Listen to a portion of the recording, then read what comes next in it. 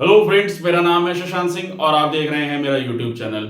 आज का जो टॉपिक है जिसके बारे में हम बात करने जा रहे हैं वो है हमारा हिटलर्स राइज टू पावर। यानी कि जो हिटलर था उसके पावर कैसे आई, यानी कि जर्मनी में उसने अपनी पावर को कैसे कैप्चर करा, किस तरीके से वो एक डिक्टेटर बनता है और किस तरीके से डेमोक्रेसी हटा के वो एक डिक्टेटरशिप वहां पर लेकर आता है। तो यहां से हम लोग हिटलर के बारे में पढ़ेंगे। एक डिटेल्ड वीडियो मैंने बनाया है, इसमें सारी चीजें हैं, मतलब बुक से ही ली हुई हैं, तो मैंने इन्फॉर्मेशन ऑलमोस्ट लिखी हुई है। थोड़ा इसमें एक चीज और बताना चाहूंगा कि जो टॉपिक है इसमें आगे पीछे के सेंटेंसेस और वर्ड्स हैं, तो एक सीक्वेंस वाइज उस चीजों को समझाने के लिए मैंने वर्ड्स को आगे पीछे कराया थोड़ा सा।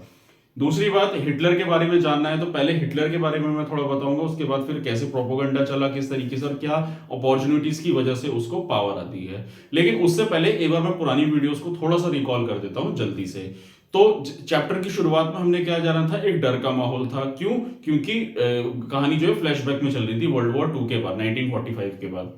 ठीक है, उसके बाद फिर हम लोगों ने जाना किस तरीके से शुरुआत होती है। तो वेमर रिपब्लिक बनता है, वेमर रिपब्लिक बनता है यानी कि 1914 यानी 1918 में जाके वर्ल्ड वॉर 1 जब खत्म हुआ तो किस तरीके से जर्मनी हार जाता है, डेमोक्रेसी आती है, विमर रिपब्लिक बनता है यानी कि पार्लियामेंट वहां का बनता है, रिच-टैग हम जिसको बोलते हैं।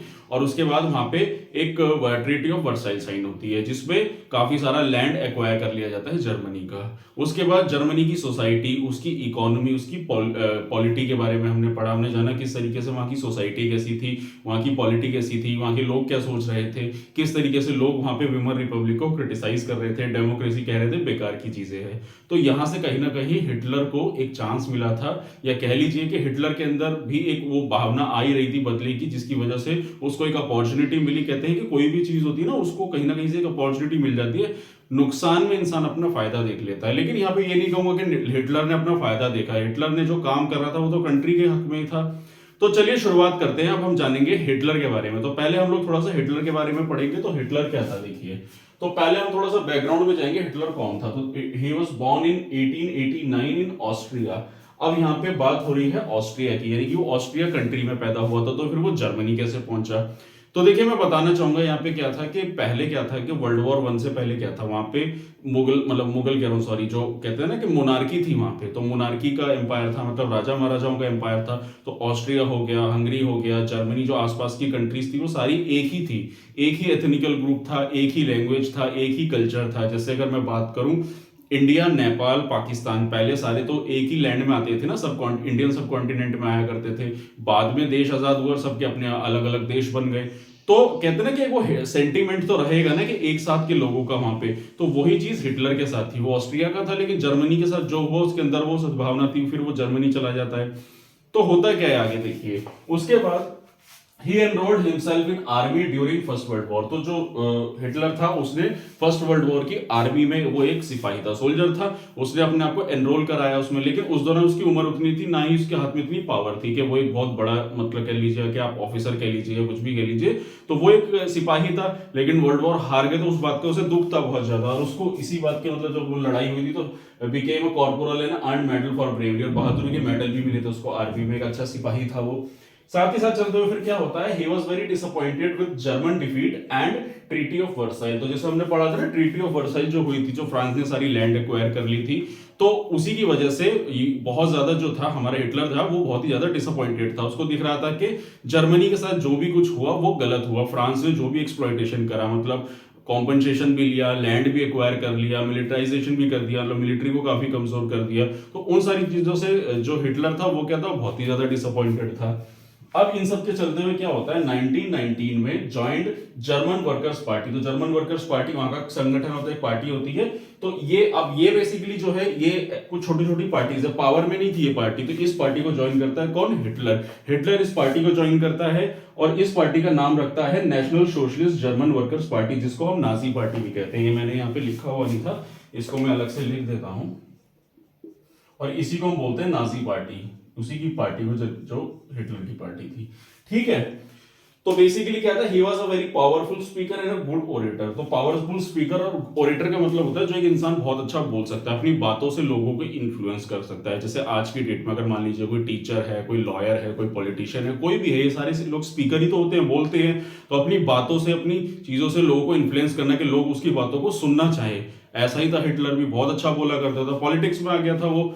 अब पॉलिटिक्स में आया, क्योंकि देखिए किसी भी देश की पावर में अगर आपको घुसना है तो क्या है, पॉलिटिक्स में तो जाना पड़ेगा ना आपको। तो हिटलर भी गया पॉलिटिक्स पार्टी में, जो ज्वाइन किया उसने अपने आप को, and he focused to undo all the injustice in Germany and promised to build the nations again। तो बेसिकली क्या है, उसने वहां के लोगों को प्रॉमिस किया, बताया कि जो भी इनजस्टिस हुआ जर्मनी के खिलाफ उन चीजों को वो वापस लेकर आएगा, बदला लेगा, अपने एक नेशन को एक पावरफुल नेशन बनाएगा।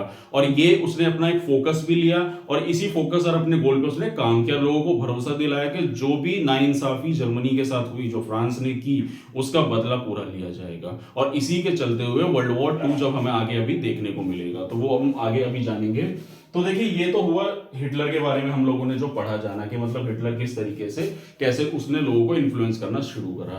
अब बात करेंगे 1923 की। देखिए so he plan to seize control of Bavaria. अब देखिए यहां से क्या है, हिटलर जो है पावर में आ गया है, सॉरी पावर में कह रहा हूं, मतलब पार्टी ज्वाइन कर ली है उसने, पॉलिटिक्स में आ गया है। डेमोक्रेटिक पार्टी में वो जाएगा नहीं, क्योंकि क्या था वहां पे, वो डिक्टेटरशिप लेके आना चाहता था, बदले की भावना थी उसके अंदर।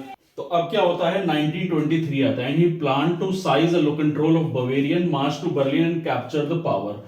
तो अब क्या करता है वो, कि जब पॉलिटिक्स में आता है तो उसने क्या डिसाइड करा, तो ये बवेरिया जो जगह थी, ये थी कहां पे, जर्मनी में साउदर्न रीजन में एक जगह थी, और बहुत ही बड़ी जगह थी। जैसे मान लीजिए उत्तर प्रदेश है, हमारे पूरे एक इंडिया का लोकसभा की सबसे ज्यादा सीट उत्तर प्रदेश में है। तो अगर कोई भी पार्टी है, जैसे बीजेपी की पार्टी है, उसको रूल करना था, तो उसने उत्तर प्रदेश की में सबसे ज्यादा मेजोरिटी, मतलब एक टेक्निकली देखा जाए अगर कोई भी पॉलिटिकल पार्टी है, उसको लोकसभा में सीटें चाहिए या उसको देश में, पूरे देश में मेजोरिटी चाहिए, तो उत्तर प्रदेश एक सबसे बड़ा स्टेट है, उसकी पावर पहले लेनी पड़ेगी। ठीक उसी तरीके से बवेरिया एक सबसे बड़ा प्रोविंस था वहां का, तो उसमें वो कंट्रोल पाने के लिए वो लोग अपना वहां पे इकट्ठे होते हैं और जाते हैं वहां पे कैप्चर करने के लिए उसको। लेकिन क्या होता है, वो फेल होते हैं और उनको अरेस्ट कर लिया जाता है, और ट्रेजर केस में, यानी कि देशद्रोह के केस में।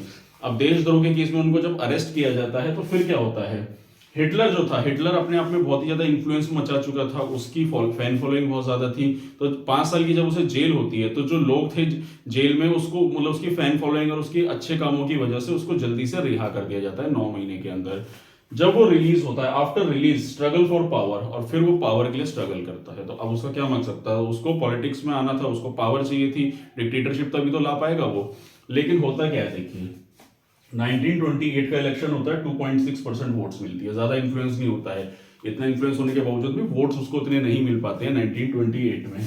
और 1929 में क्या होता था, याद करिए पिछली वीडियो से, तो ग्रेट डिप्रेशन आया था, इकोनॉमी पूरी क्लैश कर गई थी, वॉल स्ट्रीट जो था अमेरिका का, वो स्टॉक एक्सचेंज डूब गया था, जिसके चलते हुए क्या होता है, जर्मनी की पूरी इकोनॉमी डूब गई थी, इकोनॉमी डूबी, जॉब लॉस, एम्प्लॉयमेंट खत्म, फैक्ट्री सारी बंद हो गई थी, सोसाइटी में क्या है, इन्फ्लेशन देखने को मिल रहा था। तो जब ये सारी चीजें थी, तो इसके चलते हुए वो यहाँ पे लोगों को भरोसा दिया था। लोगों ने भी कहा था कि ग्रेट डिप्रेशन के टाइम पे, कि ये जो डेमोक्रेसी है ये बेकार है, ये सब कुछ खराब है, ये सोसाइटी के लिए अच्छी नहीं है, फ्रेजाइल आइडिया था। जिसके चलते हुए यहाँ पे जब 1932 में जब वोट, मतलब दोबारा इलेक्शन होते हैं, तो हिटलर की जो पार्टी थी, नाजी पार्टी, 37% वोट ले लेती है, क्योंकि उसको ग्रेट डिप्रेशन का पूरा फायदा होता है। ग्रेट डिप्रेशन हुआ, लोग सोसाइटी में एकदम उभर कर आए, गुस्से में भर गए थे डेमोक्रेटिक पार्टी से, तो जिसकी वजह से हिटलर की पार्टी को सबसे ज्यादा सपोर्ट मिलता है, और इसी के चलते हुए बिकेम अ लार्जेस्ट पार्टी बनती है, और यहां से हिटलर की पार्टी को पावर में आ जाती है।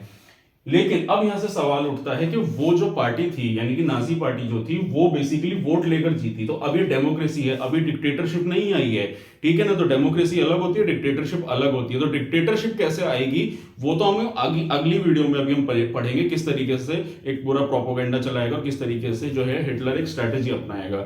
तो अभी तो वो इलेक्शन से भी पावर में आ गया है वो, ठीक है, मतलब पावर भी क्या कहेंगे, अभी पार्टी बन गई है, पावर में आ गया। लेकिन अभी डिक्टेटरशिप कैसे आएगी वो आगे पता चलेगा।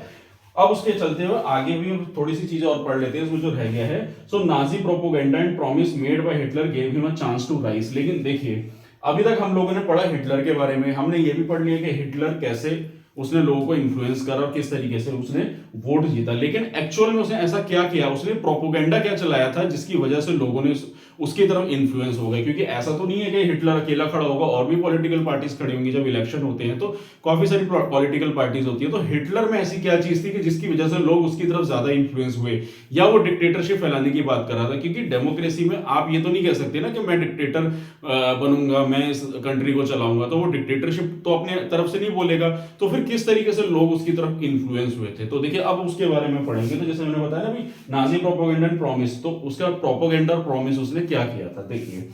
So new style of politics, नई स्टाइल की पॉलिटिक्स लेकर आया था वो, क्योंकि उसका जो भी पॉलिटिकल कैंपेनिंग थी, रैलीज थी, वो काफी डिफरेंट थी। उसके बोलने का तरीका, कहीं ना कहीं उसकी जो स्पीच थे वो काफी ज्यादा एग्रेसिव थे, भड़काऊ थे, जिससे लोग इन्फ्लुएंस हो रहे थे, क्योंकि लोगों को दिख रहा था कि डिक्टेटरशिप आनी जरूरी है, बदला चाहिए सबको।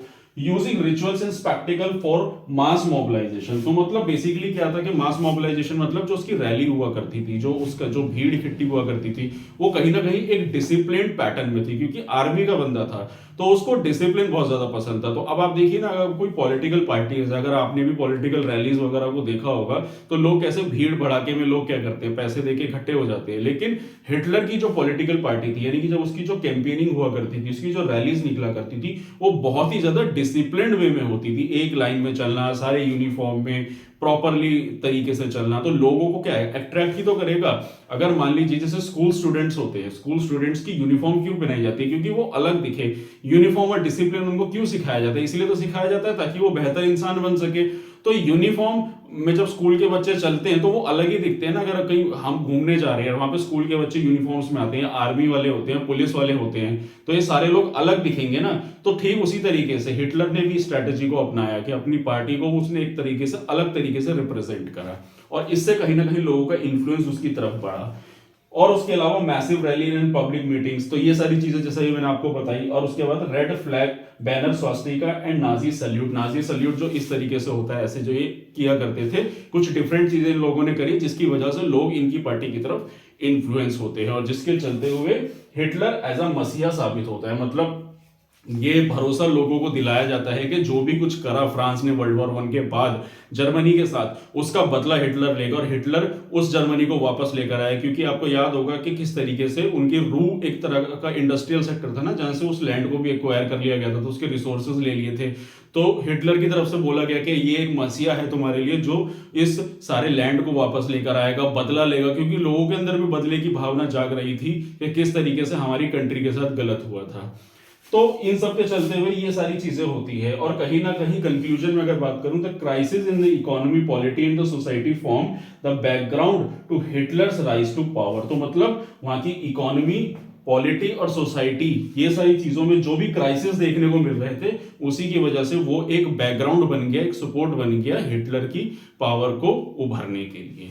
और इस तरीके से हिटलर पावर में आता है। तो आई होप आप लोगों को चीजें क्रिस्टल क्लियर हो गई होंगी इस टॉपिक में, मैंने जितनी भी चीजें आप लोगों को बताई। तो एक बार जल्दी से इस टॉपिक को दोबारा से मैं कंपाइल कर देता हूं। तो हम लोगों ने क्या पढ़ा, हिटलर के बारे में पढ़ा, हिटलर कहां से पैदा हुआ, किस तरीके से आर्मी में आया, फिर किस तरीके से उसने एक पार्टी ज्वाइन करता है, पार्टी से कैसे वो national socialist German workers party उसका नाम रखता है। उसके बाद वो फिर किस तरीके से लोगों को इन्फ्लुएंस करा, किस तरीके से उसने अपना नाजी प्रोपोगेंडा चलाया, लोगों को अपनी तरफ अट्रैक्ट करा, और उसके बाद किस तरीके से फिर वो बवेरिया में अटैक करता है। अटैक के बाद जब रिलीज होता है जेल से, तो ग्रेट डिप्रेशन आता है। पहले 2.6% वोट मिलते हैं, फिर उसको ग्रेट डिप्रेशन आता है। उसके बाद किस तरीके से फिर वो 37% वोट लेके लार्जेस्ट पार्टी बनाता है जर्मनी की। तो दोस्तों ये था मेरा टॉपिक, जिसमें मैंने आज आप लोगों को बताया हमारे हिटलर्स राइज टू पावर, किस तरह से हिटलर को पावर मिलती है। अब हम अगली वीडियो में जानेंगे कैसे डेमोक्रेसी खत्म होती है और कैसे डिक्टेटरशिप आती है, वो हम जानेंगे अपनी अगली वीडियो में। तो यही था मेरा आज का टॉपिक।